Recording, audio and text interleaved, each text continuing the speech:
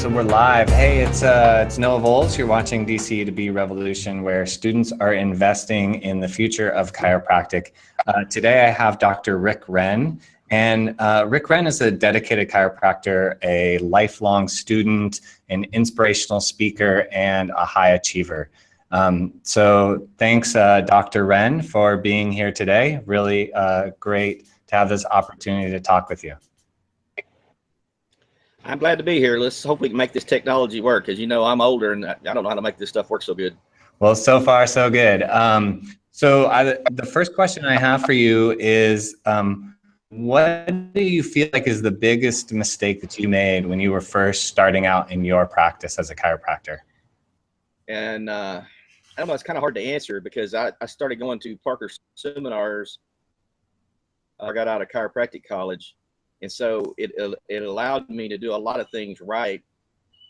You know, I was only open like 30 days and was already seeing 30 patients a day, which is pretty much unheard of. There are some that do it, probably one in 50 that do it, but most don't do that. But it's because I hang around successful doctors. Yeah, there were some other things I did wrong, like I didn't build enough storage. I wasn't recommending enough care. I was trying to do more pain relief than corrective care. So yeah, I made some mistakes, but starting out at Parker seminars in 1978, and now I've gone to 177 Parker seminars. That's made a difference. Awesome. We'll see if maybe I can hear your next question. All right. Awesome. Thank you. So yeah, it sounds like that's a great way to start. You were highly successful right from the get-go, and that Parker seminars had a lot to do with that.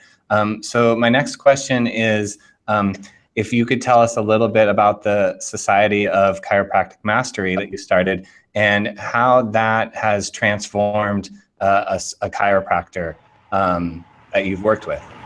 Okay, but the biggest transformation that I see is most doctors, whether they've been in practice 20 years or for 2 months, most of them, when they study the 21 practice success principles, they usually double the practice within 30 to 60 days. And that's a big deal. So like if they're only seeing 20 a day, they're usually up to 40 or 50 a day in 30 to 60 days, because there's a basic fundamental practice principles that we're not taught in school, and I learned them at Parker seminars. So I'm gonna throw it back to you and see if I hear any of your question at all. Awesome. Yeah, thank you. Thank you for talking about, what you've learned so far. And I'd like to ask you about, these principles. What effect do they have on our mindset, or what effect do they have on our emotional maturity? And how does that mindset help us to be more successful as we get out into practice? When you start watching those videos every week and start implementing what you're learning on those videos every week, and you start seeing the success you have, all this emotional maturity changes, for the better. So the more successes you have, which a lot of us have a lot of failures in practice at first, well, then that changes things in a big way. And that has a lot to do with why, people are doubling, tripling, quadrupling their practice, studying these practice success principles. So I'm gonna throw it back to you and see if I can hear your next question. The next question is, how did you develop the 24 ways to get new patients and the 21 ways to see 100 plus patients a day?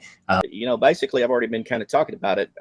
All this stuff was learned at Parker seminars. Parker seminars, Parker, in the early 1950s, first seminar was in Orlando, and he was asked to come to Orlando do the seminar because he had 17 different chiropractic clinics that are all very successful in Texas. In fact, in the early 50s, he had an airplane, his own private plane, and was flying around from clinic to clinic.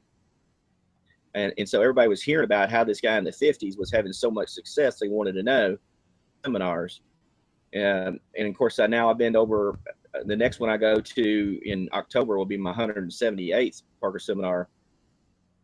But there's so many successful doctors that have grown up at Parker seminars. A lot of your famous people in the profession started there. And when you just pay attention and you listen, you come up with these things. All I did was just put them in an order, so it was easier for somebody to just look at them and go, well, if I do this, I can have more success.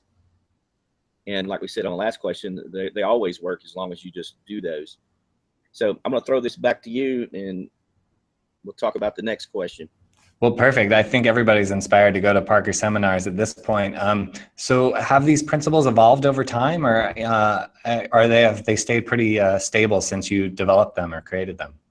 And basically, they're evolving with the times and with technology. You know, like when we do the report of findings now, report of findings was mostly all memory work and making sure you said the right things in the right time.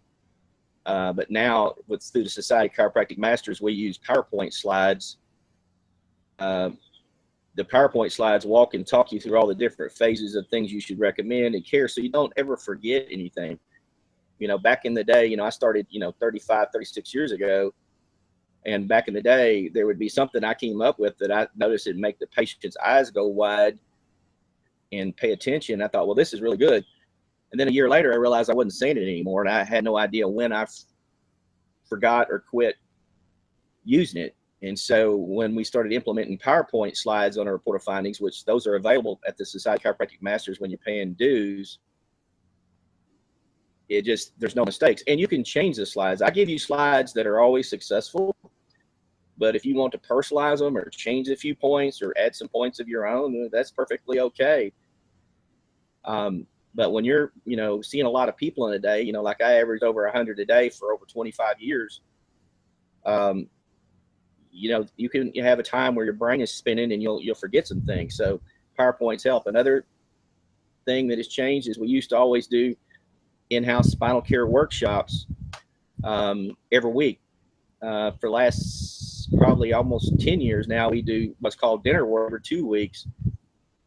And they're a lot more fun. They're a lot more successful. And yeah, we're buying lots of dinners, but you have enough referrals and good times and people sending people and bringing you people that it's well worth the investment, and you're saving a lot of lives that way. All right. That's so awesome that you've been able to allow these to evolve over time and change with the time. So the last question is, what do you consider chiropractic mastery? What does that mean to you? The Society of Chiropractic Masters is based on, you can be a 1st degree chiropractic master, you can be a 5th degree, or you can be a 10th degree chiropractic master. And honestly, I only consider myself to be a 9th degree chiropractic master when I compare myself to some of the other bigwigs in the world. Some of them just have more cojones than I do. And so that's why I give them the edge and say they're 10th degree.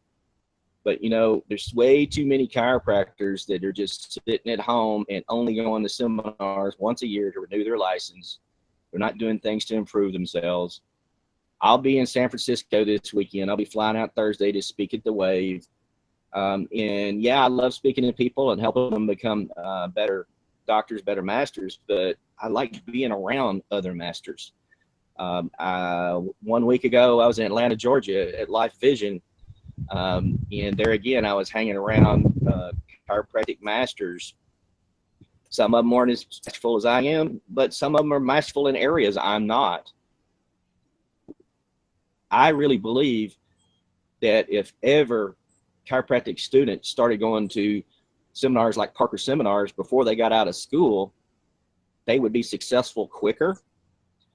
They would be less of a failure. And then if they'll go at least 3 to 4 seminars like Parker seminars or others, whatever kind of suits your needs or who you're attracted to, if every single one that graduated went to at least 3 or 4 seminars a year for the last 30 years, we would be the #1 healthcare profession in the world. I'll throw it back to you, Noah. All right. Well, thank you so much. So normally I ask people where people can get in touch with you. You mentioned SOCM1895.com. You mentioned parkerseminars.com. I don't actually know if you're hearing me. Otherwise, I'd ask you how people can get in touch with you. But I've lost the audio. Yeah, hopefully we'll put those links in the bottom. So we'll just close it up. Thank you, Dr. Rick Wren, for being here. Thank you for investing in the future of chiropractic. If you like this video, subscribe to our channel, and we look forward to seeing you next time. All right, thanks.